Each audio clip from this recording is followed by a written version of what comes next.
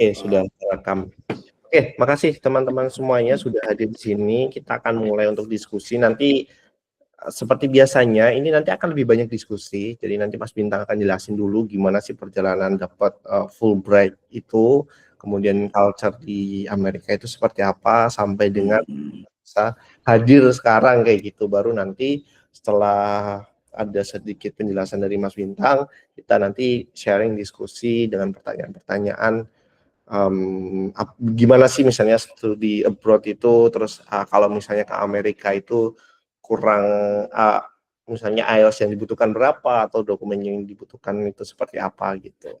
Oke, langsung saja kalau begitu saya berikan waktunya ke Mas Bintang. Mas Bintang, is your time. Pak, terima kasih. Saya kemarin tanya Bapak Putra, gimana sih caranya? Untuk share screen nggak bisa, Jadi disuruh diminta sharing. Ya, perkenalkan dulu. Nama saya Bintang. Saya kuliah di University of Washington. Saya menggunakan beasiswa Fulbright untuk bisa sekolah di sini. Sebentar. Gimana caranya share screen, share window? Ini Mas, sebelahnya video itu ada bagikan layar. Share this window. Ya, itu ada beberapa pilihan. Entire screen. Kelihatan nggak? Nggak Kelihatan, ya? udah. Oh, kelihatan. Kelihatan ini ya? Kelihatan Mas. Oke. Jadi saya kalau ditanya studinya apa, kalau di websitenya Fulbright itu tulisannya Educational Psychology. Nah, tapi di sini itu Educational Psychology-nya itu kayak ada cabangnya gitu. Nah, saya cabangnya itu namanya Learning Sciences and Human Development. Jadi saya belajar tentang bagaimana manusia belajar dan perkembangannya. Jadi saya mengulik teori belajar, terus saya juga belajar tentang masa-masa perkembangan manusia, mulai dari bayi, remaja, dan youth, pemuda. Cuman saya konsentrasinya lebih ke remaja sama youth, anak muda. Nah, saya di dalam jurusan Learning Sciences itu ada penjurusannya lagi. Nah, saya rencananya itu mau ngambil penjurusannya itu Learning, Power, and Social Transformation. Jadi ada teori kritis lah. Jadi membahas learning tapi pakai paradigmanya teori-teori kritis. Nah, di sini saya belajarnya itu mulai dari Marx, Bourdieu, terus Gramsci, terus siapa lagi ya? Aku semalam itu baca ini bukunya bapaknya Zohran Mamdani. Jadi Pak Mahmud Mamdani. Jadi beliau itu nulis buku buat anaknya yang kepilih waktu itu nyalon jadi City Mayor of New York. Nah, terus sekarang kepilih. Nah, buku itu didedikasikan buat Bapak Zohran Mamdani. Saya kerja di psikologi UMM. Terus saya kalau minat riset, saya suka kajian kritis tentang psikologi, pendidikan, agama, neoliberalisme, multikulturalisme, environmentalisme, gender dan sexuality. Terus saya itu ini lagi ya mohon doanya teman-teman. Jadi saya itu sedang dosen saya itu saya diskusi sama dosen saya untuk master tesis itu rencananya tentang aktivis Muslim di Indonesia. Cuman masih mempelajari apa namanya, kayak gimana, apa yang mau diteliti. Nah, ini masih lagi explore. Tapi intinya saya mau membahas tentang ketidakadilan epistemik, kekerasan historis, structural inequality, institutional power, and dominant public narratives yang membentuk praktek-praktek pendidikan dan psikologi. Jadi saya membayangin kalau praktek-praktek pendidikan atau psikologi di Indonesia itu dibentuk oleh, pertama, ada epistemic injustice. Jadi kita itu dominannya cara mikirnya positivistik. Kemudian historical violence itu ada konteks 65 dan 98. Structural Mas, inequality itu, halo? screen-nya kayaknya belum berubah deh, Mas. Iya, emang belum berubah. Emang masih Oh, belum. bahas yang poin keempat, santai-santai. Ini Terus, teman-teman ada tanya juga nih. Kayaknya lu oh alah ada ya, semua. sorry. Ya Makanya intinya kita gini lah. bingung nih, lagi yang mana ya? Oke. Jadi aku bahas tentang structural inequality, tentang neoliberalisme, terus ada peran. Jadi aku melihat pengetahuan itu juga dibentuk oleh institusi. Jadi misalnya UMM itu kan punya nalar punya ide sendiri tentang Islam berkemajuan. Nah, bisa jadi psikologi dan ide-ide pendidikannya itu sifatnya ideologis gitu loh, karena institusi ini punya kekuatan, punya uang juga, dan punya misi, terus akhirnya disebar. Dan dominan public narrative. Jadi narasi-narasi yang muncul di publik tentang psikologi, misalnya MBTI, atau misalnya tentang tes Stephen. Itu kan tes Stephen kan jelas, kalau kami orang psikologi kan jelas gak ilmiah, tapi kenapa kok masyarakat make ya? Nah, saya tuh tertarik dengan hal-hal seperti itu, hal-hal aneh seperti itu. Terus, oh my god, sorry, alarmku baru nyala. Oh my god, so messed up. Terus kalau ditanya kuliah di Amerika, ya seru. Kuliah di Amerika itu menyenangkan, seru. Terus kalau ditanya budayanya apa ya, kampusku itu salah satu kampus yang sangat-sangat multi cultural. Jadi College of Education, tempatku sekolah itu tempat di mana bapak pendidikan multikultural itu di situ. Namanya Pak James Banks. Nah, beliau itu yang banyak menulis tentang pendidikan multikultural. Nah, the father of pendidikan multikultural itu di kampusku. Jadi kita itu sangat-sangat terbuka, sangat-sangat safe space. Kita boleh ngomong tentang apa aja, sangat terbuka, sangat safe. Jadi di sini tuh kampus yang quote unquote ngelawan Trump sebetulnya. Jadi Trump itu nggak terlalu suka sama kampusku, makanya kita fundingnya banyak di-cut. Nah, kita tuh pro LGBT, terus apa lagi ya. Jadi aku itu ketika awal-awal datang kaget, bendera LGBT itu di mana-mana, pelangi gitu-gitu. Terus aku tanya, kenapa kok itu? Ya, ini simbol perlawanan. Mereka sangat pro Palestina, pro imigran juga. Jadi di sini kan lagi ada masalah tentang imigrasi gitu-gitu. Jadi kalau teman-teman dengar ada agen ICE itu nembakin orang-orang tuh, ada yang mati. Nah, mereka tuh kayak enggak boleh gitu, kayak gitu. Terus pemandangannya sangat indah di Amerika, sering jalan-jalan juga, ya nggak sering banget sih, cuman kalau lagi stres jalan-jalan. Nah, terus ini kayak kemarin aku ketemu Pak Rektor jadi di sini tuh ada presiden sama provos. Presiden tuh itu kayak rektor tapi jadi 2 orang. Presiden itu kayak lebih ke eksternal, itu yang paling tinggi. Provos tuh kayak perdana menteri lah. urusan internal, dia yang megang kendali kebijakan akademik sama uang. Nah, menarik. Aku jadi apa ya? Kalau di UMM SMU, nah aku senator. Jadi aku tapi ada bagian untuk jadi penasehatnya provos gitu.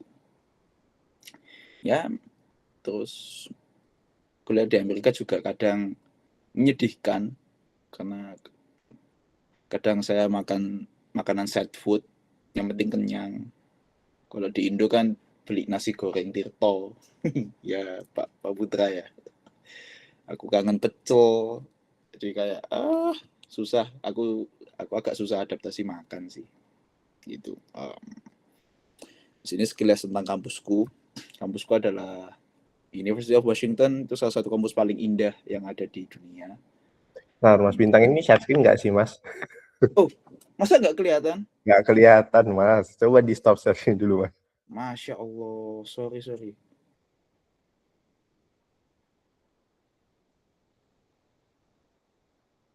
Berarti dari tadi nggak Cuma kelihatan. share screen ini doang layar ini.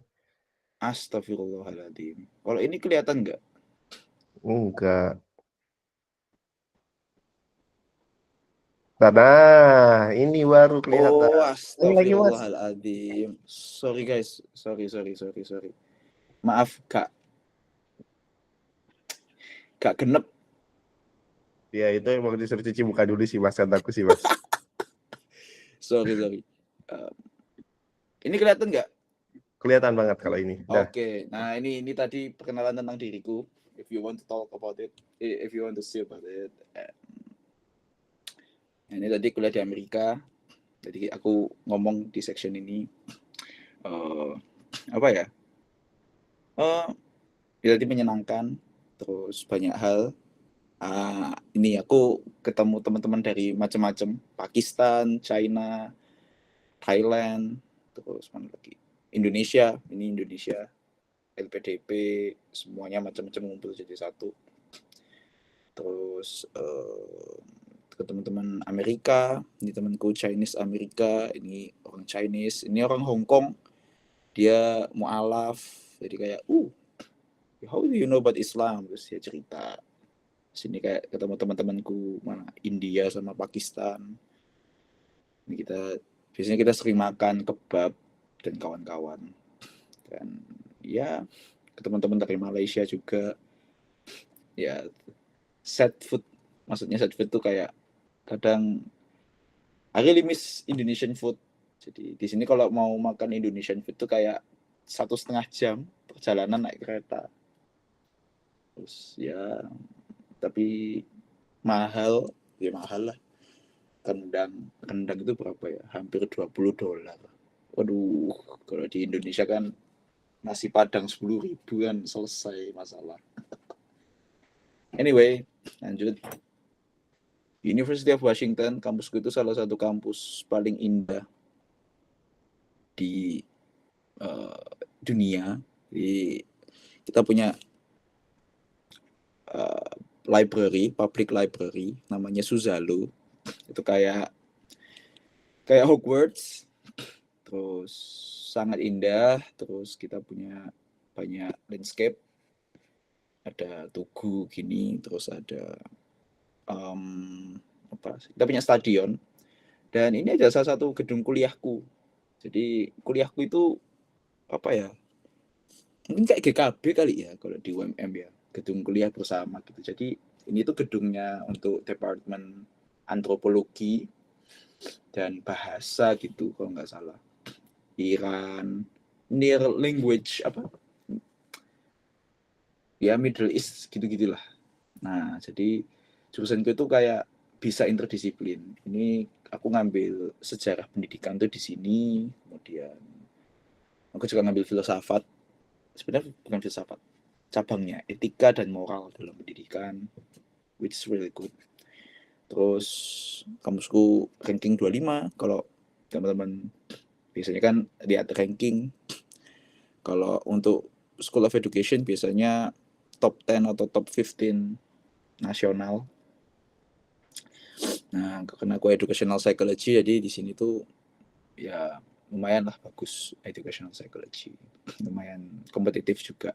Aku bahkan sempat dengar dari temanku kalau aku nggak tahu benar apa enggak, cuman kadang ada loh yang daftar di UW sama di Harvard. Di Harvardnya malah di sini nggak keterima, tapi di Harvard keterima. Aku nggak tahu, tapi kayaknya sih karena progresif. Dan kita punya Nobel Prize winner di sini, 8 prize winner, famous banget. Nah, kalau tanya tentang Fulbright, ya ini normatif aja ya, tapi nanti bisa dieksplor lewat pertanyaan. Nanti kita diskusi. Yang jelas, Fulbright itu harus punya strong academic preparation sama intellectual curiosity. Jadi strong academic preparation itu waktu S1 ngapain aja, pernah nulis paper atau tidak. Nah, misalnya pernahnya skripsi aja, it's okay, nggak apa-apa. Terus IPK, mengetahui body of knowledge yang ingin dipelajari, dan punya rasa ingin tahu yang tinggi. Terus leadership, initiative, and community engagement. Nah, di sini kemampuan kepemimpinan, kemudian misalnya teman-teman suka bikin inisiatif, ayo kita bikin apa? Biasanya inisiatif kayak galang dana apa, nggak apa-apa. Terus community engagement, kalau apa ya, teman-teman dari Indonesia mengajar community engagement, ini kepake banget sih pengalamannya. Kemudian clear goals that connect your study plan to impact in your home country. Intinya punya tujuan, dan ketika harus balik ke Indonesia mau ngapain, tahu lah apa yang harus dikerjain. Kemudian yang ini punya cultural adaptability, openness, and maturity. Jadi terbuka dengan apa ya? Ya intinya kita itu nggak cuma belajar, nggak cuma intelektual atau punya leadership, tapi juga bisa bergaul intinya. Karena kita itu juga jadi agent cultural exchange, agen dari Indonesia gitulah. Nah, BTW Fulbright ini apa ya, beasiswa dari Department of State of Amerika, Kementerian Luar Negeri Amerika. Jadi kita punya tuntutan buat mempromosikan Indonesia. Nanti ketika balik ke Indonesia juga berbicara tentang Amerika gitu. Kemudian yang terakhir, yang pasti harus bisa communicate clearly in English. Jadi baik spoken maupun written. Nah, nanti kita bisa ngomong banyak hal tentang ini karena banyak cerita gue tentang berbahasa Inggris. Meanwhile, saya Jawa, Indonesia, terus tiba-tiba datang ke sini ngomong pakai bahasa Inggris, agak meledak kepalaku. Terus apa ya? Eligible fields of study. Jadi sebetulnya teman-teman bisa daftar hampir semua pilihan field of study. Mau tetap linear atau mau cross jurusan nggak apa-apa. Selama bisa menceritakan dan bisa intinya bisa menceritakan kenapa harus ngambil jurusan itu. Nah, banyak yang tanya kayaknya tadi itu tentang tes TOEFL ITP itu bisa untuk daftar daftar Fulbright. Temanku ada yang pakai TOEFL ITP atau bisa pakai IELTS. Kalau aku pakai IELTS, ada yang pakai Duolingo. Nah, tapi yang enak dari Fulbright adalah nanti ketika daftar keterima, nanti kita itu harus ikut tes TOEFL IBT sama GRE. GRE itu tes TPA-nya Amerika gitulah. Nanti itu full dibayarin Fulbright, terus nanti kita dilesin, nggak cuman gratis tapi malah dibayar, karena nanti dikasih uang macam-macam, uang pulsa, untuk belajar TOEFL IBT sama GRE. Nah, kalau aku karena TOEFL IBT ku itu jelek ya, akhirnya dipakai buat karena aku submit pakai IELTS, jadinya yang dipakai buat daftar ke sini pakai IELTS. So I'm lucky actually.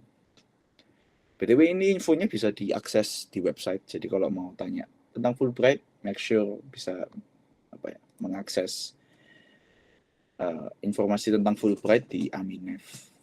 www.aminef.or.id. Itu komplit banget kok. Tinggal baca, tinggal dibuka, pasti tahu. Tapi bisa kita diskusikan di sini.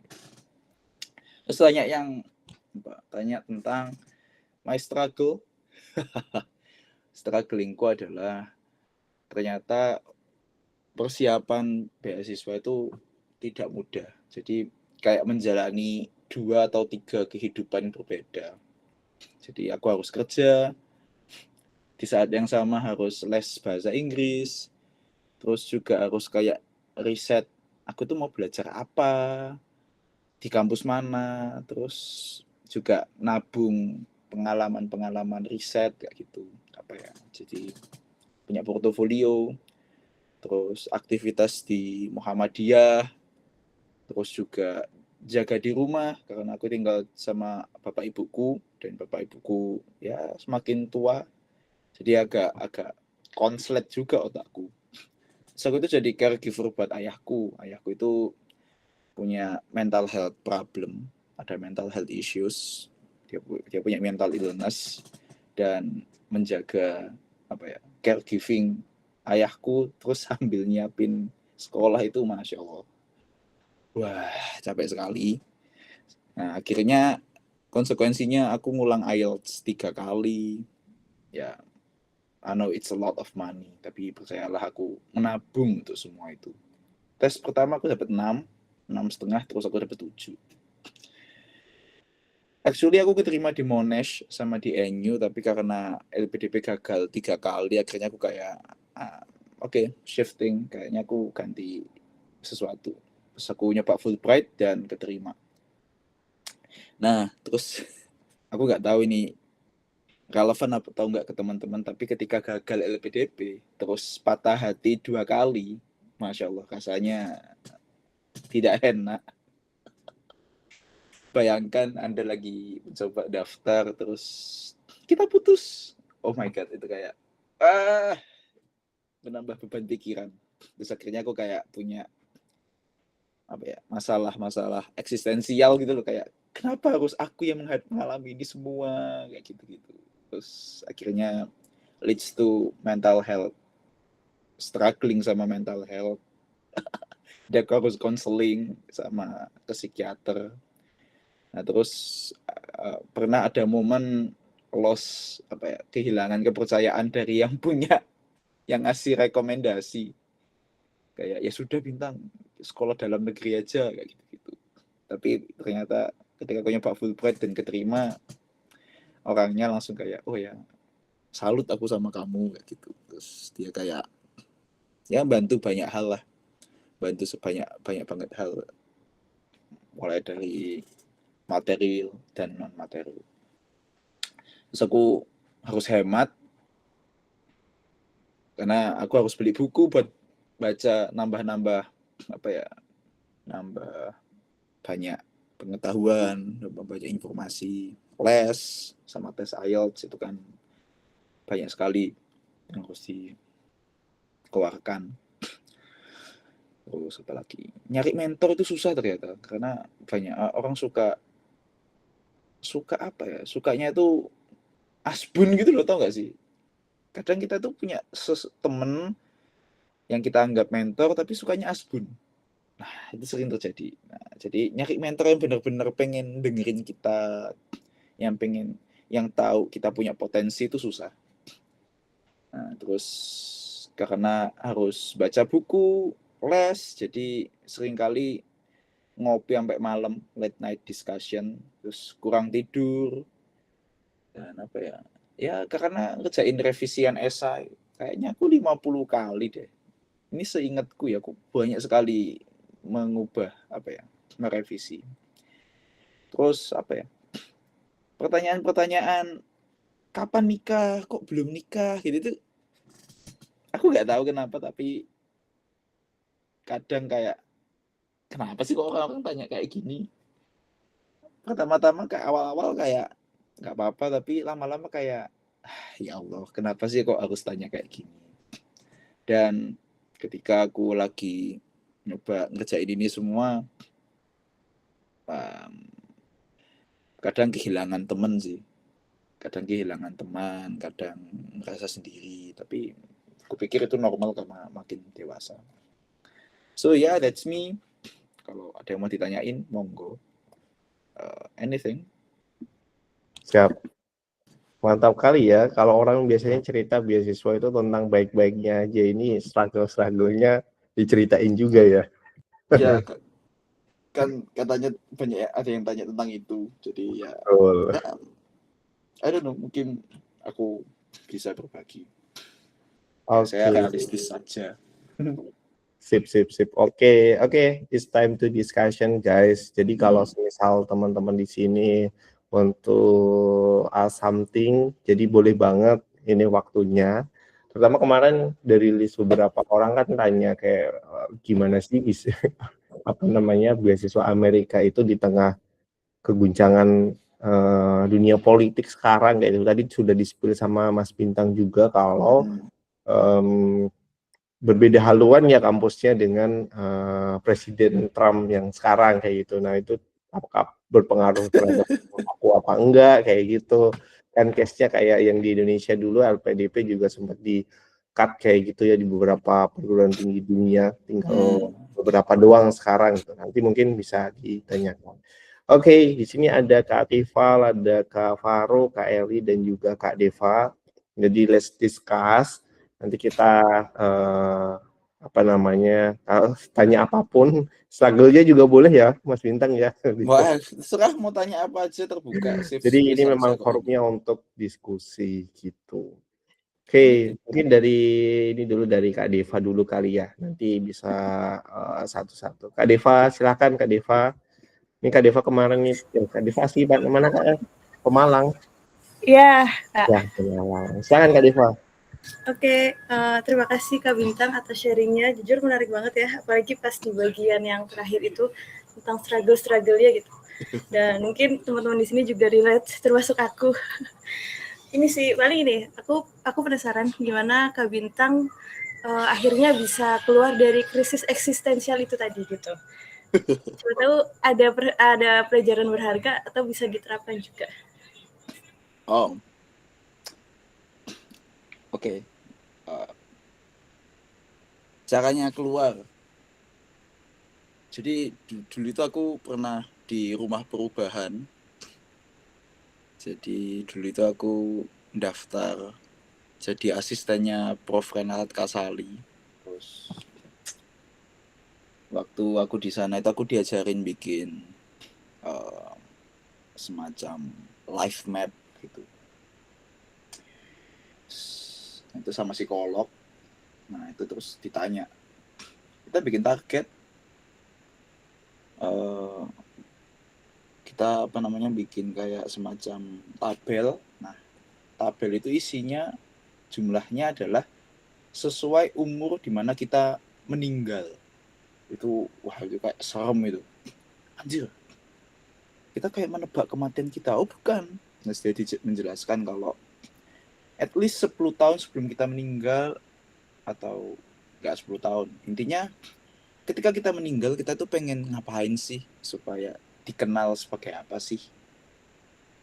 Nah, dan bagaimana cara mencapai itu kan harus ada perencanaan. Gitu kan. Aku nulis, oke, mungkin umurku kalau misalnya dianggap selesai, umur 60, mungkin 70, mungkin aku akan kayak selesai. Jadi terus aku kayak bikin rencana per 10 tahun gitu. Terus umurku saat ini berapa. Nah, aku tuh mulai kayak akhirnya yang realistis aja. Misalnya dalam 5 tahun setelah kerja aku kuliah, kayak gitu-gitu aja. Nah, terus aku harus ini. Nah, jadi aku mulai nulis. Semacam itulah bikin perencanaan semacam itu. Terus aku dari tabel itu aku juga bisa kayak mengetahui, oh ternyata di masa lalu aku pernah mengalami banyak hal ya. dan ternyata aku kuat kayak gitu. Wah gila, aku nggak bisa sih kayak gini lagi. Kalau misalnya di masa depan aku harus mengulang hal yang sama, kayaknya aku nggak mungkin deh. Jadi aku bisa menyadari bahwa oh ternyata diriku itu hebat juga waktu SD, TK, SD, SMP, SMA, kuliah, ketika ada peristiwa-peristiwa tertentu, ternyata aku keren ya. Jadi aku bisa menyadari sisi lain dari diriku yang sebelumnya aku anggap biasa aja. Tapi karena aku bisa nuliskan itu, aku jadi kayak lebih aware, kayak wah gila, hebat banget aku bisa sampai di sini, aku bisa sampai di sini. Kayaknya kalau aku ngulang lagi aku nggak bisa. Terus di usiaku saat itu, aku kasih tanda apa aja yang kulakukan. Nah, akhirnya aku punya kayak semacam kebiasaan. Jadi aku itu punya kayak catatan kayak per tahun gitu. Intinya aku ngelis apa saja yang kulakukan. Bukan yang akan dilakukan, tapi misalnya yang sudah kulakukan. Hal-hal yang kelihatannya sederhana atau hal-hal besar, pokoknya tulis saja. Kayak misalnya, aku misalnya kelihatannya receh ya, kayak aku bisa ke Surabaya naik motor sendiri. Kayak gitu-gitu loh. Aku punya tuh 2023, jadi aku punya kayak tabungan 2003 aku ngapain aja ya.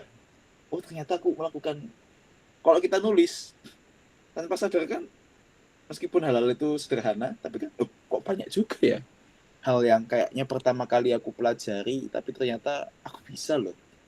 Dulu aku kenapa nggak bisa ya, tapi kenapa sekarang bisa. Kayak gitu. Jadi aku punya kayak, terus misalnya aku kayak aku tamat baca buku dalam waktu 2 minggu misalnya, kayak gitu aku tulis. Jadi ya somehow aku ngerasa itu kayak memperkuat who I am, identitiku ini siapa. Terus aku mencoba, akhirnya dari situ aku mencoba mengenali diriku. Jadi kalau bahasanya orang Amerika di sini tuh namanya positionality. Jadi kayak sebetulnya aku ini siapa sih? Aku ini warga negara Indo. Aku ini male. Kelas sosialku juga menengah ke atas mungkin. Terus aku Islam. Muhammadiyah. Terus apa lagi? Psikologi juga. Tapi psikologi yang suka teori kritis. Nah, terus aku kayak isunya apa?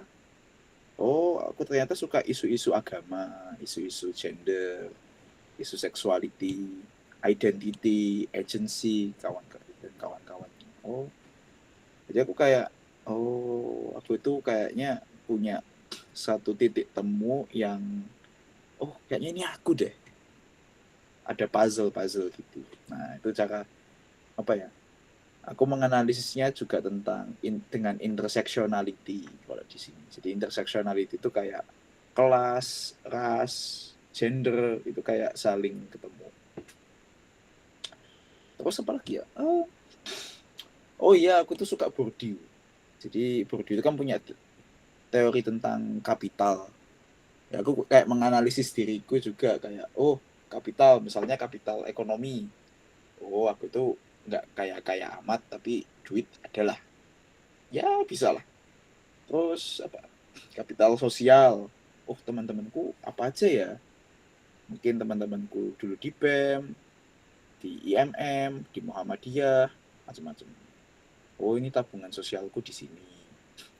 Terus kapital budaya, pengetahuan, kayak aku orang psikologi, terus aku bisa berbahasa Inggris misalnya, punya skill-skill apa, counseling, ya mungkin semacam itu. Terus yang terakhir kapital simbolik, apa ya kapital simbolik yang aku punya? Aku kerja di UMM, aku aktif di Muhammadiyah, dulu sama Pak Renal, semacam itu loh. Sekarang Fulbright, jadi atribusi yang melekat pada diriku. Aku mencoba mengidentifikasi itu, dan ternyata aku keren juga ya. Jadi aku tidak punya perasaan seperti, kan kadang kita tuh kan ada kayak imposter syndrome gitu. Jadi kayak begitu aku ngelis itu semua, memberanikan diri, itu kayak, oh aku kok ternyata hebat juga aku ya. Ada sesuatu yang nggak kita sadari. Dan ternyata itu perlu perlu keberanian untuk melakukan itu nggak mudah ternyata melakukan kayak gitu itu semua. Aku sadar dulu aku tuh sempet nangis gara-gara mau melihat diriku itu sampai keringetan, sampai gemeter. So, kayak konseling ke psikolog, kayak kenapa ya, terus ya akhirnya konseling, tanya-tanya sama psikolog, terus psikolognya ngasih kayak beberapa hal, oh iya betul juga. Nah, kalau aku mungkin bahasanya anak sekarang kayak aku nulis itu kayak journaling mungkin ya, tapi aku nggak ngerasa itu journaling sih, itu lebih ke kayak notes buat kayak 2025 aku ngapain aja ya, jadi Januari aku ngapain, Februari ngapain, to make sure bahwa I'm doing something meaningful each month. Itu aja sih. Apakah bisa dipahami? Banyak ya ternyata ya. Gimana Kak Deva? Tadi kalau aku sih nangkap ada beberapa hal ya untuk bangkit dari itu, ternyata bukan hanya satu aspek aja yang dikerjakan, tapi ada banyak hal yang dikerjakan gitu ya. Salah satunya yang bisa aku tarik sebenarnya di posisi ini adalah bagaimana bangkit itu bukan hanya bangkit setelah melewati ini, tapi next ini tadi yang lihat Mas Bintang perjalanannya membuat plan sampai kalau misalnya tutup usia di 60 tahun, kira-kira apa nih step yang mau dikerjakan itu. Menarik sih gitu ya. Kayak semacam life path gitu ya, meskipun kita nggak tahu ya hidup sampai kapan gitu ya Mas. Iya, tapi intinya kalaupun ternyata sebelum itu kita meninggal, at least kita meninggal karena tapi kita sudah melakukan hal-hal yang bagi kita meaningful. Ya mungkin kayak gitu aja sih. Aku nggak tahu juga. Agak aspun juga sih, tapi intinya kayak Gimana gitu. Kak Deva? Wah, senang sekali sih Kak dengan jawabannya. Ya, Masya Allah tabarakallah gitu. Masa sih? Biasa aja. Iya Kak, sumpil. Ya Kak, terima kasih banyak ya Kak atas insight-nya. Mungkin bisa diterapkan juga sih bagiku terutama gitu. Satu lagi mungkin boleh ya Kak? Boleh. Kan Kakak jurusan psikologi ya. Gimana sih pandangan Kakak terkait dengan tes semacam MBTI gitu kan? Itu kan ramai juga kan. Itu gimana? Pandanganku ini personal ya. Ya boleh. Kalau buat sosial sih nggak apa-apa kalau menurutku. Jadi gini, aku belajar di sini tuh kadang MBTI itu ada yang ngomong nggak ilmiah kan, karena validitas reliabilitasnya diragukan. Nah aku percaya lebih ke situ, kayak kalau sebenarnya MBTI nggak terlalu nggak aja gitu lah hasilnya. Aku tes hari ini sama tes besok bisa berubah hasilnya, kan nggak stabil tuh. Terus juga ada faktor historis yang bikin itu ternyata ya untuk kepentingan kapitalisme, dan dia bukan orang yang punya kredensial di psikologi gitu. Jadi aku aware terhadap itu. Tapi kan itu kan akhirnya sangat itu tadi balik ke jadi dominan public narrative. Orang-orang jadi kayak untuk tahu satu sama lain gitu. Ya jadi kadang pengen ngomong itu salah ke orang-orang kan juga kayak aneh kan nanti. Jadi kalau untuk seru-seruan social life kayak MBTI-mu apa? Nggak apa-apa kalau menurutku.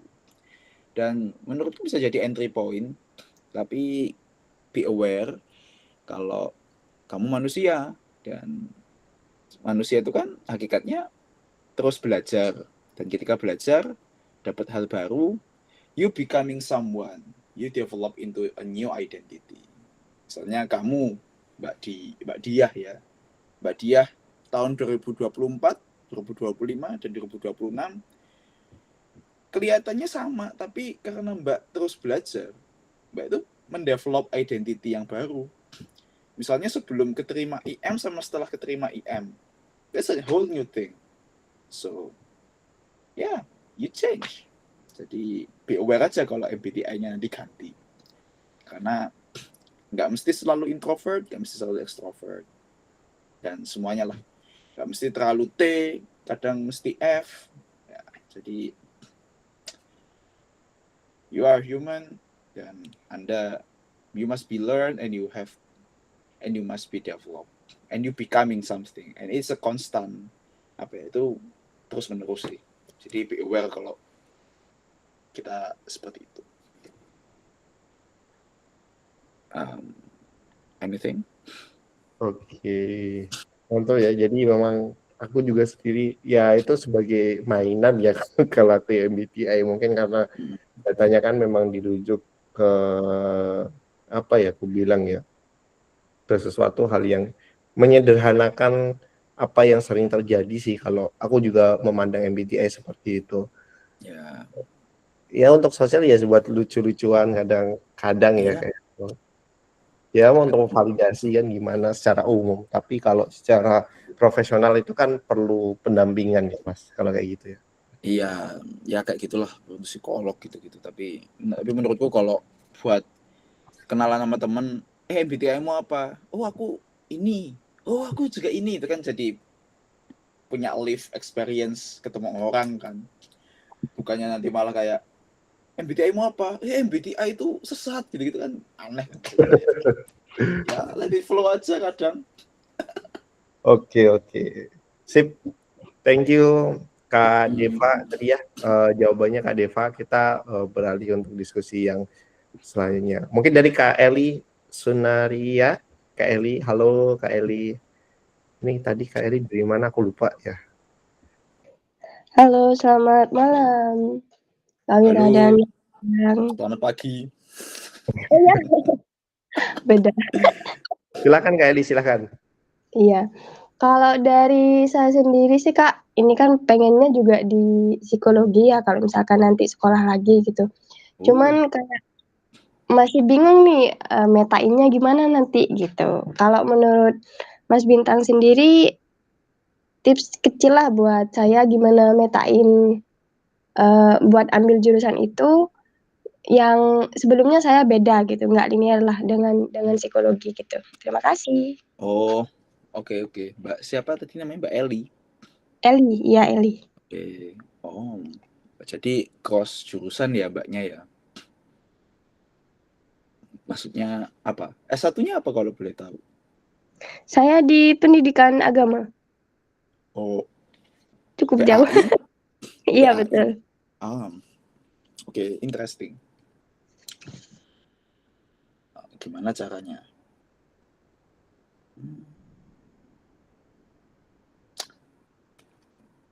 Ya, starting mengidentifikasi mungkin research interest, Mbak pengen belajar apa di psikologi, mungkin itu entry point yang tepat. Atau apa yang sedang Mbak kerjakan, misalnya Mbak kalau boleh tahu bekerja sebagai apa? Job seeker Kak. Dalam apa? Masih pengangguran. Oh, misalnya skripsinya bahas apa? Tentang anak ini ABK. Misalnya ABK. Nah, di Iya. ABK itu ada isu apa tuh yang ingin Mbak pelajari, dan mengapa itu menarik dan mengapa itu penting untuk diteliti. Mulai menemukan itu semua. Jadi jadi bisa menjelaskan ke orang psikologi bahwa ini itu penting. Kalau aku mungkin karena pengalaman kuliah, terus waktu kuliah juga ikut organisasi, terus apa lagi ya, pengalaman di Muhammadiyah, terus ngajar dan neliti gitu, itu jadi kayak bentuk magnet, bentuk medan berpikirku. Nah, jadi aku tahu apa yang pengen ku pelajari.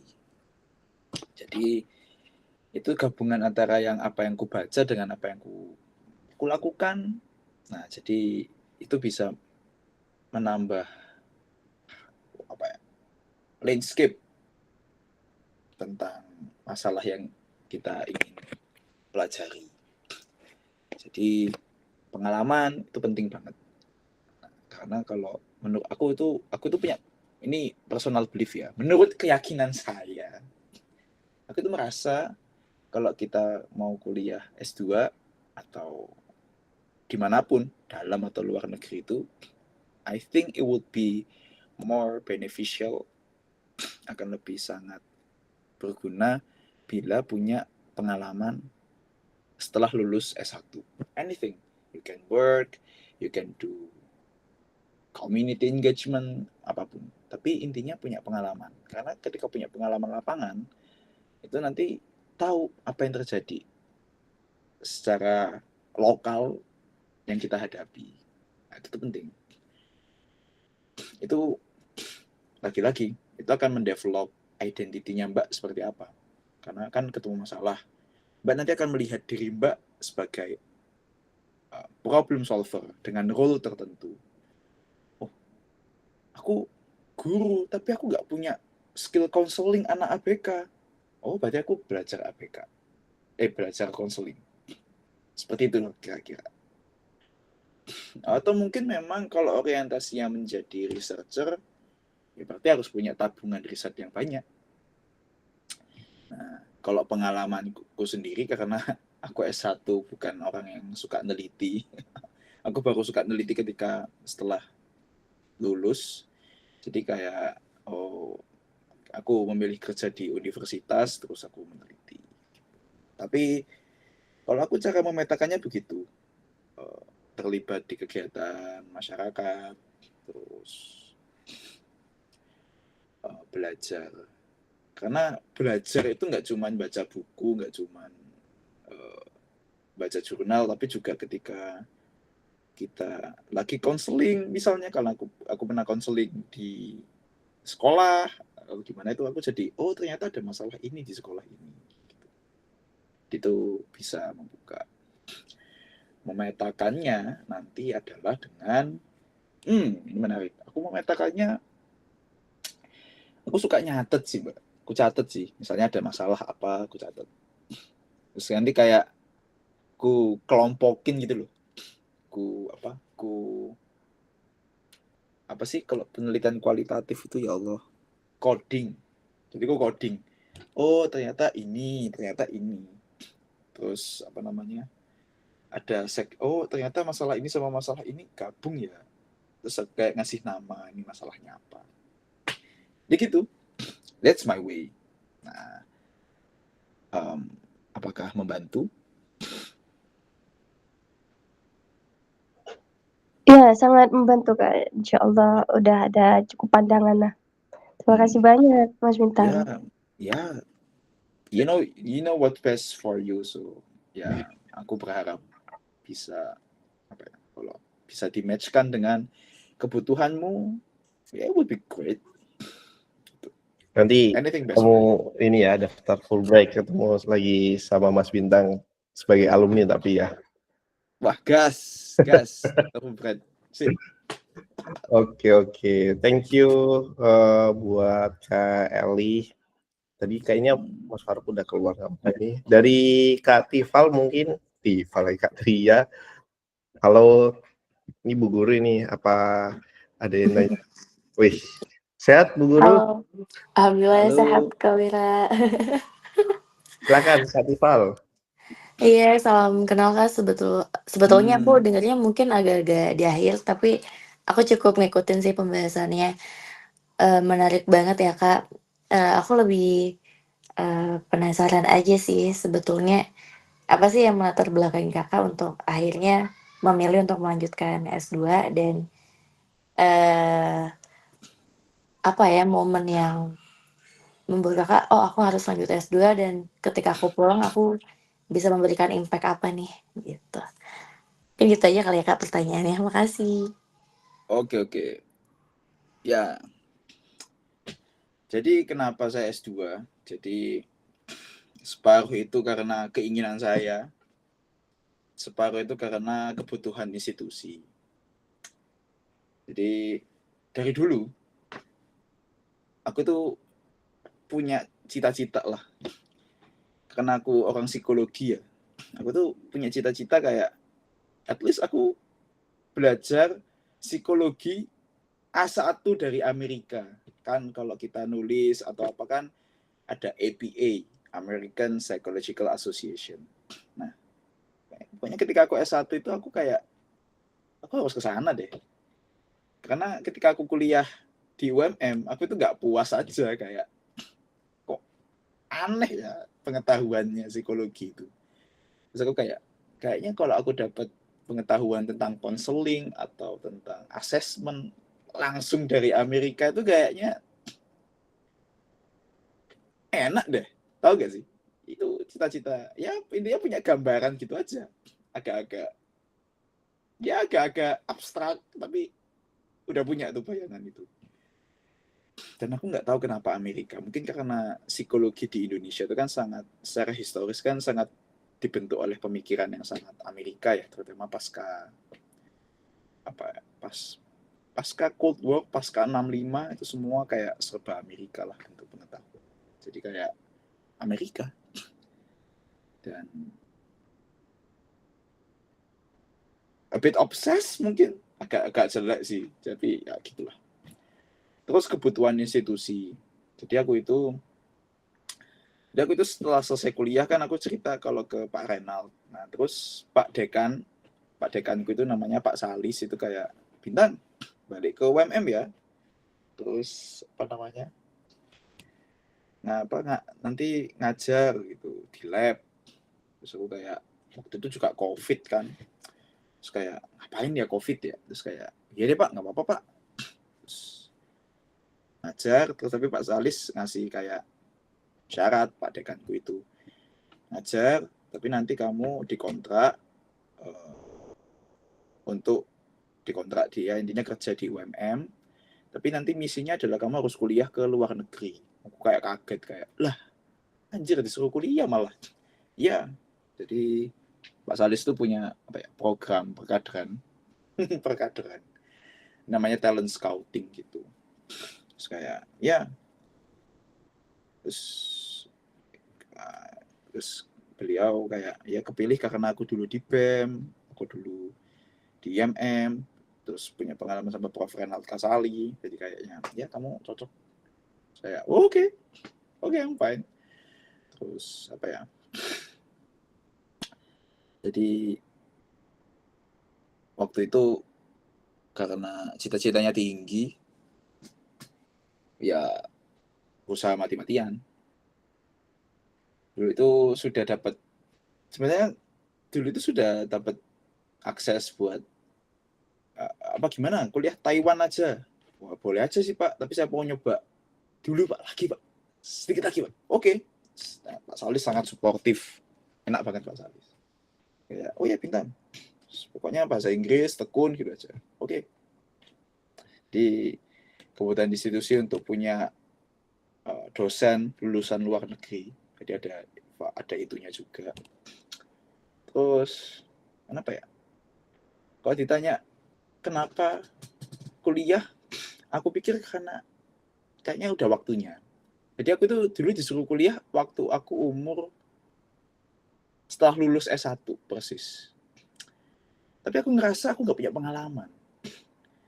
Nah, selama aku kerja sampai 5 tahun nggak kerasa, aku tuh kayak akhirnya punya feeling kayak, oh, I think this is the time. Ada momen dimana gatel aja ngelihat ada masalah gitu loh, kayak kenapa ya ini terjadi ya, harusnya ini nggak terjadi. Terus kayak ya waktunya untuk mengupgrade ilmu, waktunya untuk mencari tahu hal baru yang masih asing di psikologi UMM. Aku kayaknya aku mau nyari sesuatu deh, harus ada hal baru yang bisa aku pelajari. Jadi ada kayak pengen tahu sesuatu yang kayak misalnya critical theory Nah, nggak banyak orang di psikologi pakai critical theory. Jadi aku kayak pengen, aku harus belajar ini sih untuk memperkaya perspektif supaya ketika ada masalah perspektifnya jadi lentur. Trigger utamanya adalah waktu itu aku jadi penjaga UTS sama UAS, terus aku kayak disuruh motong rambut gondrong cowok, rambut anak cowok, mahasiswa cowok. Itu kayak nggak bisa aku coy, kayak gini nih. Terus aku kayak debat tuh di forum. Apa gondrong itu maksudnya apa? Kayak gini nih gondrong, harus dipotong. Itu gimana? Maksudnya apa? Terus pokoknya diskusinya menjadi aneh lah. Sampai aku ingat, kayaknya kita harus bisa mendefinisikan secara operasional rambut gondrong itu apa. So, kayak aku mengcounter kayak, itu kan pengalaman ketubuhan masing-masing orang, kenapa kita harus motongin rambut gondrong. Terus aku menjelaskan juga kalau aturan rambut gondrong itu secara historis akarnya karena otoritarianismenya Orde Baru. Ya kita jangan menjaga nilai-nilai itu, ya harusnya kita demokrasi aja sudah gitu kan. Enggak apa-apa gondrong, yang penting kan rapi. Terus aku bilang, ya kalau emang ternyata rambut gondrong menjadi masalah, ya udah sejak awal ngomong aja buat ujian. Kalau botak gitu misalnya, itu aku bener-bener marah, bener-bener yang kayak. Terus aku ngomong akhirnya, kalau aku disuruh jaga lagi, aku mau. Tapi syaratnya satu, aku nggak mau motongin rambut anak-anak. Let them do that thing. Atau let the other dosen kalau mau terserah. Tapi aku nggak akan pernah mau melakukan itu. Bodoh amat. Mau jadwal jagaku dikurangin gara-gara itu, terserah kalian mau ngomong apa. Menurutku ini pelanggaran institusional terhadap hak individu dan that's wrong. Terus aku kayak, ini kayaknya harus dibahas sih anjir kayak gitu. Kadang hal sederhana menjadi trigger buat that's the moment I have to study. Gitu sih. Oh ya, thank you Kak. Sebenarnya kalau aku boleh curcol sedikit ya Kak. Jadi waktu itu aku S1 kan sosiologi dan ya alhamdulillah waktu itu sempat dapat kategori lulusan terbaik gitu. Terus out ikut IM, kecantolan nih jadi guru. Keterusan sampai sekarang. Ternyata aku jadi guru nyaman. Jadi aku lagi di fase yang lagi nyoba menemukan grand way aku apa ya untuk S2. Lebih ke majornya mau apa nih fokusnya ya. Karena dua-duanya oke. Waktu itu sempat nyoba AAS bagian fokus ke education tapi belum rezeki. Dan jadi lagi kayak ngumpulin strategi ya harus gimana ya, atau nanti di hold dulu atau kita cari masalah dulu atau gimana. Mungkin Kakak punya nggak sih Kak pandangan kayak gitu atau input buat aku? Thank you.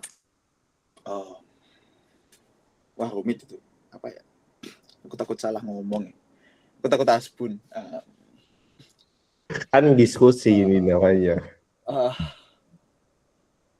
Focus on your strength aja Mbak. Your strength, your identity is your strength. Sociology, IM, jadi guru. That's your strength. Fokus aja ke situ. Ketika sosiologi, lulusan terbaik. So, people will assume kalau Mbak punya cara berpikir sosiologis kan. Ada apa ya? Kalau bahasanya Pak siapa itu? Aku kemarin baca bukunya itu. Ada sociological imagination, jadi melihat masalah pendidikan mungkin lebih struktural misalnya, which is great. Terus ketika menjadi guru, apa masalahnya? Terus Mbak mau solving problem di area mana? Karena kan pendidikan banyak banget ya masalahnya ya. Ya, aku learning science, mungkin aku bisa memberikan petuah tentang pembelajaran pada anak, tapi kan aku nggak bisa ngomong policy. Which area that match atau atau intellectually stimulate, Mbak? Filsafat kah, sosiologi kah, kebijakan kah, anything. Tapi itu yang bikin Mbak senang aja.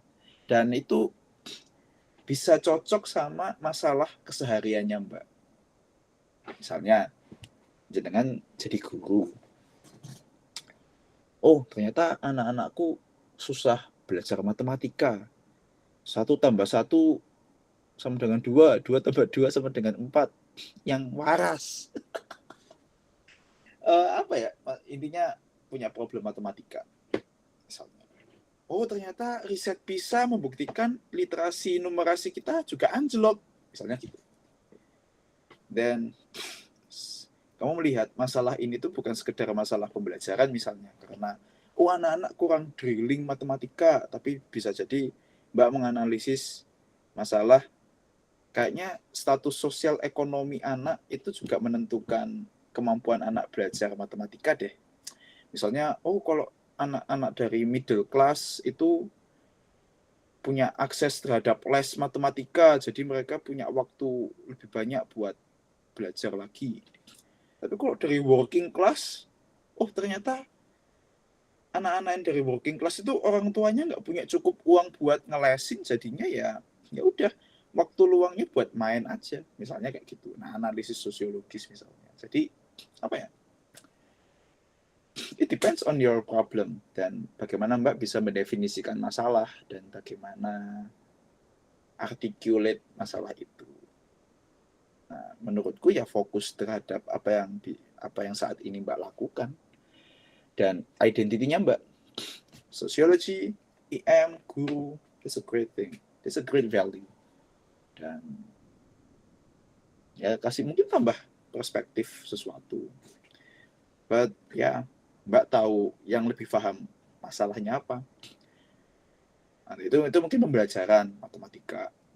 Atau mungkin Mbak tertarik dengan isu kesejahteraan guru misalnya. Terus ya whatever. Bisa apa aja. Intinya adalah Mbak tahu masalahnya apa dan Mbak suka untuk mengulik pelajaran yang ingin dipelajari untuk menyelesaikan masalah itu. Karena kalau belajar juga nggak disukai ya stres nanti. Mungkin gitu. Atau Mbak punya perspektif lain? Bahkan Kak Tifal, kayaknya banyak banget ya. Ya, sebenarnya aku bisa paham sih Kak. Jadi memang harus fokus ke masalah yang paling kita butuhin juga ya.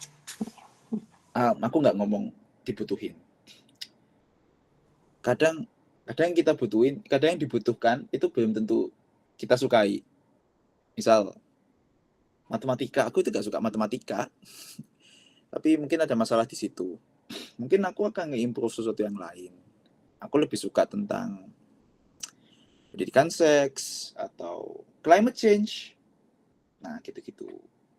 Jadi, tapi itu kan penting tuh. Nah, kalau Mbak memaksakan sesuatu yang nggak disukai tapi itu penting, itu stres nanti Mbak. Jangan. Kalau bisa, itu masalah yang dihadapi, dan itu memang harus diselesaikan, tapi Mbak juga senang, itu nikmat Mbak. Nikmat itu. Jadi, PR-nya mungkin bisa mengcombine itu. Oke, saya bisa dapat poinnya Mas. Dia harus kita sukai. Oke, siap. Oke. Thank you Kak Tifal. Ya, Mas Bintang, ini apa namanya? Kalau teman-teman misal nanti menghubungi Mas Bintang, ini bisa menghubungi lewat mana? Mungkin bisa di-share ke kita yang ada di sini atau boleh nggak nanti diskusi lebih lanjut secara personal gitu? Karena kemarin juga ada seperti itu. Boleh. Lewat mana ya Mas? Email aja kali ya. Kalau aku takutnya kalau WA nggak kebaca. bukan gimana. Takutnya missing out. Nah, jadi kalau email mungkin kan bisa ada catatannya gitu loh. Jadi email di sini. Oke. Emailnya UW ya, .edu ya, udah. Ya, Kapan lagi ya kita kirim email ke email kampus di luar negeri gitu. Oke, di sini masih ada Mas Faruk tadi, Mas Faruk. Halo Mas Faruk. Mas Faruk tadi ini kemarin juga mau ikut tapi baru hari ini. Silakan Mas halo. Faruk kalau misalnya ada yang mau ditanyakan. Malam ini cukup menyimak dulu deh. Tadi maaf Mas Bintang nggak bisa nyimak langsung ya, karena tadi lowbat ya dan baru sampai rumah juga gitu. Tapi overall tadi Masya. dari intronya udah sangat menarik ya. Dan ternyata yang dapat poinnya adalah dari ini ya, apa yang disukai juga ya gitu, dan bikin kita nggak stres gitu ya mungkin ngejalaninnya. Kira-kira cukup di situ dulu sih ya. Oke. Thank you. Whatever Siap, fits siap for Mas you. Faruk. Ya, lagi ngurusin ini ya komunitas ya sampai malam jadi Enggak. Oke, thank you. Oke, di sini juga ada Mas Ruri nih. Mas Ruri baru datang. Kalau ini Mas Bintang sekilas ini Mas Ruri kayaknya masih bisa. Mas Ruri dulu kerja sama ini Mas Nino. Udah lama lah kayak kerja sama Mas Nino. Barangkali nanti bisa terkoneksi. Ini Mas Ruri juga lagi persiapan studi. Kemana Mas? Ke Monas ya Mas? Ada baru tidur juga. Ya, halo Mas Bintang, thank you udah Halo. sharing. Sorry, telat join nih. Biasa ini ayah anak 2 lagi bertugas dan ya aku punya 3 negara tujuan sebenarnya di Amerika. Pingin ke Harvard, ada satu program master di sana kayak anaknya Pak Anies Baswedan kalau nggak salah ya, Education Policy and Analysis itu. Pengen banget sana karena kurikulumnya relate banget sama yang dikerjain tiap hari. Tapi itu grade A lah. Terus yang kedua di UK. Di UK ada UCL sama Edinburgh sama Master of Public Policy, tapi spesifikasinya nanti di Education. Terakhir di NU atau NU di Aussie ya. Kalau misalnya mentok ke Monash University Indonesia sini, Mas Bintang. Ya itu tiga alternatif. Ada kampus yang grade A, grade B, grade C. Nanti tergantung ikhtiar IELTS-nya nanti sampai di mana gitu. Oh ya, itu IELTS penting banget itu. Betul. But ya, semoga dapat Mas. Kalau bisa gagah itu. Is there anything yang mau ditanyain? Iya, ini kamu di Amerika ya? Ya, aku di Amerika Mas. Di sana ini ya 7 ya minimal ya? Depends on kampus, tapi kampusku 7. Harvard itu kayaknya 7,5 mungkin, 7,5. I see. Yeah, but Harvard is Harvard. Harvard is like, difficult. Yeah. Jadi kalau aku boleh, kalau boleh Mas ya, namanya saran ya. Jadi boleh dipakai, boleh enggak. Mungkin ada lainnya selain Harvard untuk di Amerika. Jadi kayak ada Dream School, terus Make Sense School sama Safe School. It would be better. Yeah. Yeah, thank you. Maybe you know Iwan Syahrir, like Tahu Columbia. yeah. Beliau Columbia. Ya, beliau Columbia sama Michigan sebelumnya. Ya, Dan Michigan State. Ya ini tantangannya masih di bahasa Inggris sih gitu. Kalau ruang lingkup, kemudian jejaring, pengalaman mungkin udah cukup gitu. Cuman memang tantangannya di bahasa Inggris dulu gitu. Belum berani buat banyak ini sebelum bahasa Inggrisnya Ya, selesai. betul itu. Betul. Ya, dan kayaknya stressful juga ya, maksudnya ada keluarga kecil, then Ya, you have big dreams, ya. capek, tapi ya semoga lancar Mas. Amin. Harvard is really great. Itu kayak Om Nino kan di situ. Iya, betul. Ngajar di policy dan it's really great.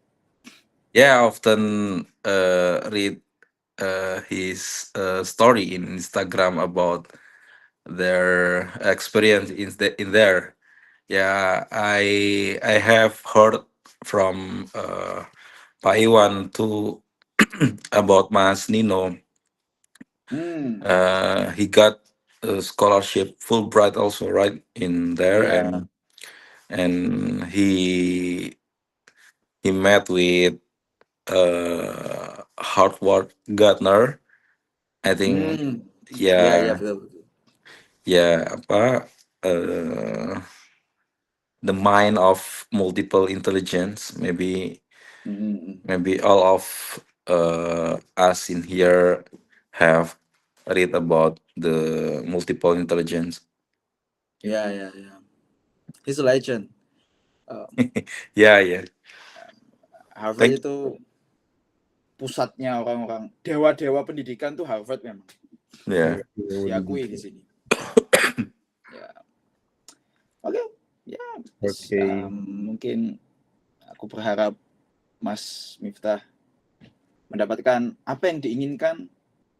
And kalau itu Harvard, let it be Harvard. Kalau itu Edinburgh, anything. Pokoknya yang terbaik lah. Amin. Thank you. Thank you, Mas Boy. Yeah. Okay. Sip. Okay, thank you Mas Suri, Mas Bintang. This is for maybe you can tell your experience in English. To Mas Bintang, you have a free time to try the IELTS ya. Jadi Mas Bintang itu 3 kali Mas coba IELTS tadi. Kalau misalnya di slide struggle-nya, boleh digeser nggak Mas Bintang? Oh ya, sure. Jadi ada masa-masa struggle-nya. Tadi juga cukup, 3 kali ambil IELTS ini kayak, wow, dari 6,5 sampai ke 7 itu juga ternyata yang struggle bukan cuma aku doang ya di sini ya. BTW ini aku penasaran. Mas Miftah kesulitannya di IELTS di skill yang mana ya? Kalau aku writing always a challenging part. Kalau Mas Miftah? Oh, kayaknya sudah. Sorry. Actually, I have a big anxiety about English, and then maybe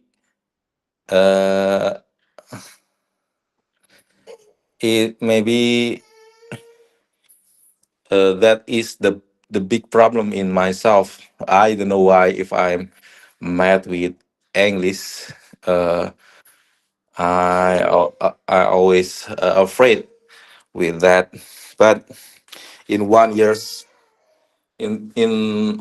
ago, maybe I can make English peace with me, and I hope that in this year I can get my score IELTS. Minimum 6.5 maybe. And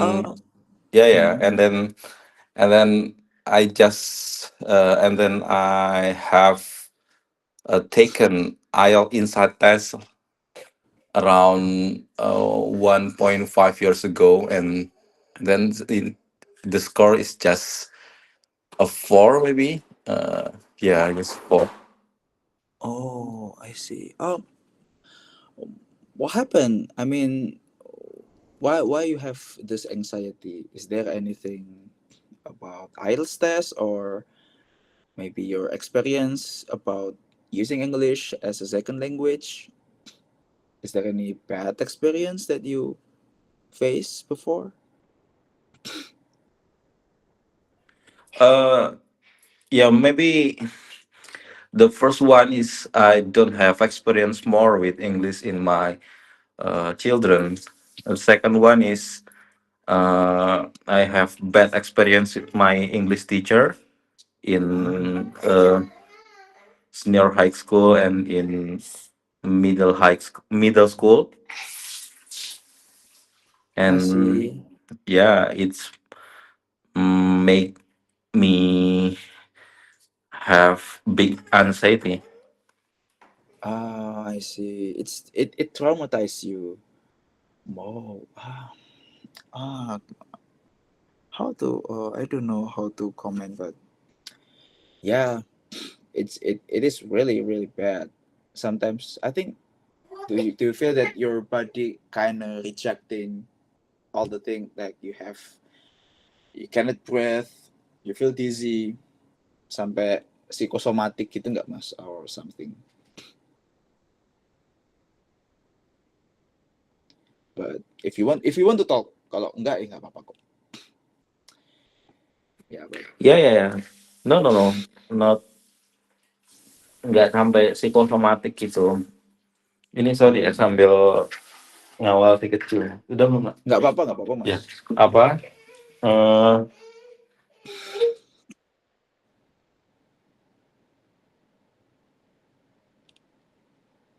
apa? Iya itu. Jadi faktor psikologinya kayaknya yang cukup gede gitu buat apa? Dulu 5 tahun yang lalu aku di interview Pak Iwan. Kan aku bantu Pak Iwan 5 tahun kan. Kemudian bahasa Inggris gimana? Wah, sulit Pak gitu. Terus beliau tuh komennya cuman gini, oh itu ada barrier dalam diri yang perlu dihancurin dulu tuh sebelum belajar gitu. Jadi memang, Ya, jadi itu salah satu masalahnya gitu, sumber masalahnya. Kalau ya mungkin ini, ya alhamdulillah ini kayaknya udah lebih pede gitu sama yeah, bahasa Inggris you're doing dan great actually. Yeah, yeah, ya yeah. and and yeah, I believe that yeah maybe in this year I get target score, and yeah I will take IELTS inside test next month in EILF. It will be Oh, my baseline in this year. oh, maybe that's why you got anxiety, because next month you have to take IELTS test, then you have like a big pressure to get a certain score for Harvard, which is really high. They demand high score, and yeah, it is not easy. Maybe that's it. Um, apa ya? Apa yang biasanya Mas lakukan biar relax? Maksudnya ya biar tenang. Mungkin itu fokus ke itu dulu aja. Ya. Ya aku apa ada beberapa ambil kelas gitu, ambil kelas di IF, tapi kelas General English buat naikin apa confidence-nya dulu gitu sama Ya, ya itu ya. itu dan ya yang ini sekarang spesifik udah belajar buku-buku IELTS jadinya apa udah agak kebayang gitu soal-soalnya gimana gitu. Ya. Oh, okay. That's a good start actually. Ya. Congratulations, Mas. You are doing a great English. I mean, yeah, maybe I do agree with you. Maybe it's more psychological than your actual skills. I mean, you will get improved all the time. Maybe I don't. Maybe that thing of that traumatized you in the past, or experience that shape you right now, maybe, and you brave to acknowledge all of these things. It's great. Jadi menurutku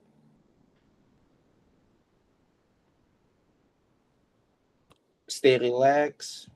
Maksudnya relax itu gimana ya? Kayak if you need someone to talk about your anxiety, you may need someone to talk, or maybe if kalau itu memang mengganggu banget, maybe ke psikolog atau ya pokoknya anything that would help you better, it will be happy. But I do appreciate kayak, wah mas keren banget sih. Gak apa-apa mas bahasa Inggrisnya keren. You're doing a great job. Ya, thank you Mas Bintang. Yeah. Well, so Harvard. Wow, terus sekali ya diskusi plus practice malam hari ini. Ini nggak nyangka udah mau jam 21.45 Mas. Kalau di sana berarti jam berapa? 6:30 Mas di sana udah. 7 di sini. 6:30 ya, 6:30 pagi ya. Oke. Nah, thank you juga buat teman-teman dan juga Mas Bintang. Ya kayaknya ini waktu untuk closing statement kayak gitu ya. Jadi jadi mungkin sharing ke kita sedikit tentang Fulbright, tentang how to get some scholarship kayak gitu ya. Jadi boleh banget ya teman-teman kirim tadi emailnya Mas Bintang, atau kalau mau tahu sosial medianya Mas Bintang lagi bikin a day in your life about the Amerika ya Mas. Jadi cerita-cerita kecil Mas di Amerika itu kayaknya bisa ngedorong teman-teman untuk hadir juga kuliah untuk di luar negeri gitu. Silakan maybe 3 minutes. Well, okay. That's a lot of time.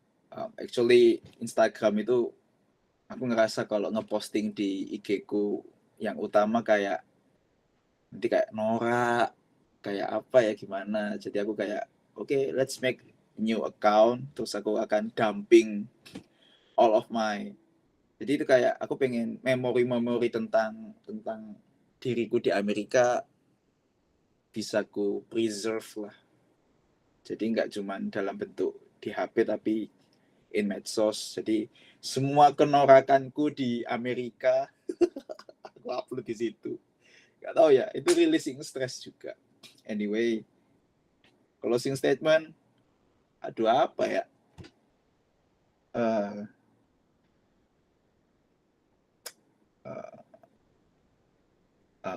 Ya kalau punya mimpi setinggi langit dikejar terus saja, jangan pernah sekalipun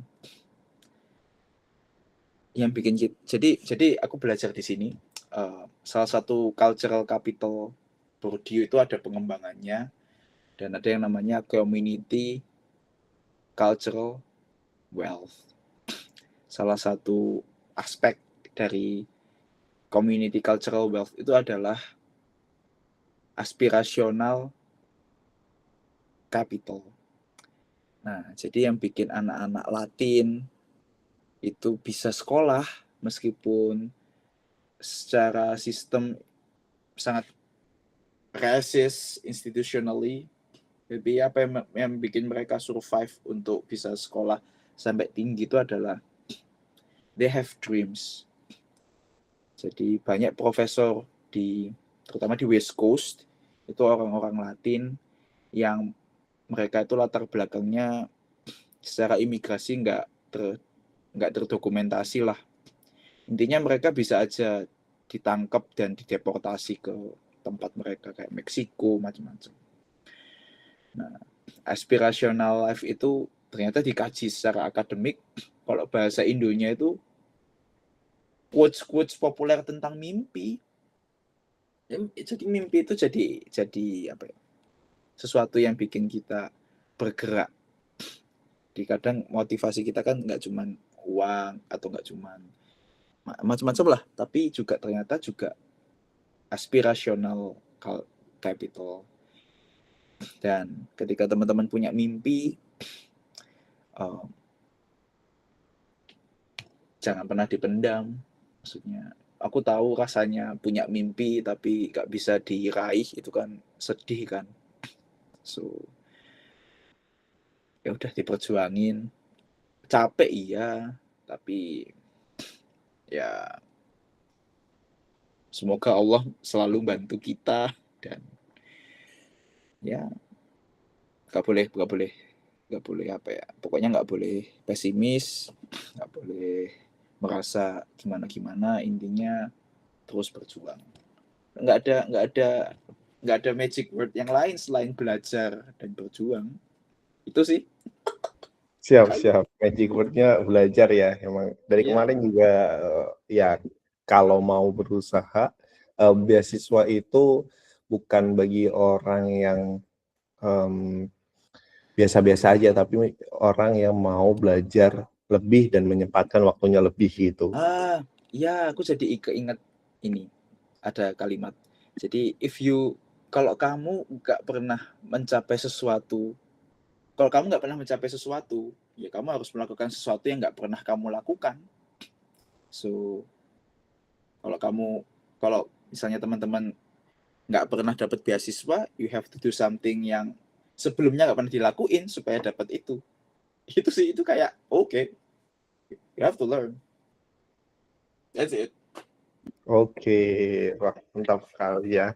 Oke, thank you Mas Bintang dan juga teman-teman semuanya sudah hadir di diskusi kecil-kecilan ini yang insya Allah nanti juga akan berlanjut. Tapi lihat kesanggupan saya ya nanti di tiap minggunya seperti apa. Pengennya sih minggu sekali ya mengundang teman-teman. Ya. Nanti juga minta tolong Mas Bintang hubungkan kami dengan mungkin dari beasiswa yang lain kayak gitu ya, atau dari penerima Fulbright yang lain kan sempat ketemu juga ya di sana beberapa luar negeri gitu. Oke, Mas Bintang kalau misalnya mau kontak lewat Instagramnya boleh nggak kira-kira kayak gitu? Oh, boleh aja, Boleh ya, nggak Mas? apa-apa. Oke, nanti teman-teman bisa berkoneksi dengan Mas Bintang. Ini aku share Instagramnya. Barangkali nanti, ini bukan yang daily activity kok, tenang. Jadi kalau mau yang daily activity langsung tanya ke Mas Bintang aja gitu. Isinya menarik sih. Iya. Kalau memang pengen lihat sisi lain kehidupan seorang awardee kayak gitu ya, apalagi di Amerika. Gitu. Yeah. Oke, thank you banget buat Eli, Kak Tria, Kak Faruk, Mas Ruri, Kak Eli, dan Kak Deva sudah menyempatkan waktunya sampai malam ini. Oke, terima kasih semuanya. Makasih Mas Bintang. Thank you. Ya, selamat berakhir pekan, Mas Bintang. Ya, kamu juga. Oke, saya Terima kasih izin semua. sama N ya.